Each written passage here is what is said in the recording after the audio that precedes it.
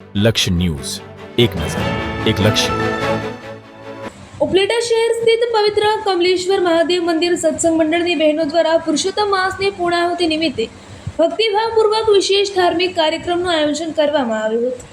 આ સમગ્ર માસ દરમિયાન સત્સંગ મંડળની બહેનોએ ભગવાન શ્રી કૃષ્ણના ભજન, કીર્તન, પૂજા અર્ચના અને ધાર્મિક અનુષ્ઠાનો દ્વારા ભક્તિમય વાતાવરણ સર્જ્યું હતું.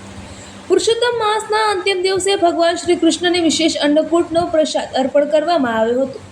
વિવિધ પ્રકારની વાનગીઓ અને ભોજન સામગ્રીથી સજાવેલા અન્નકૂટના દર્શન માટે મોટી સંખ્યામાં ભક્તજનો ઉપસ્થિત રહ્યા હતા. ત્યારબાદ ભગવાનનો મહાભોગ ધરાવી આરતી કરવામાં આવી હતી.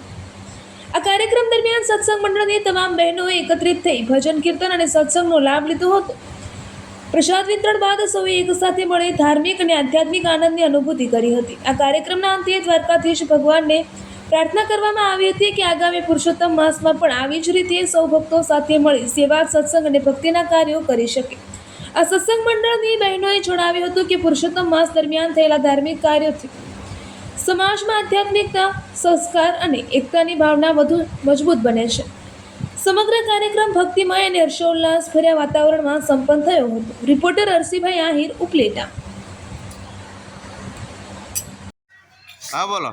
શારદાબેન મારું નામ છે. કમલેશ્વર મહાદેવનું મંદિર છે, એમાં અમે આયોજન કર્યું છે ગોપીઓ મંડળનું, અને પરસોત્તમ મહિનો છે. અને અમારી ગોપીઓ એવી છે કે અમારું મંડળ એવું સરસ છે, અમને બહુ સારું લાગ્યું. અમે જલસો કર્યો અને ભગવાન અમને આવા ને આવા કામ કરવા દે. અને અમને અંકોટ ભર્યો છે આજ અમારા ગોરમાનો, અને કાલ વિશેષણ થાય તો અમારી ગોપીને અમને જરાય ગમશે નહીં.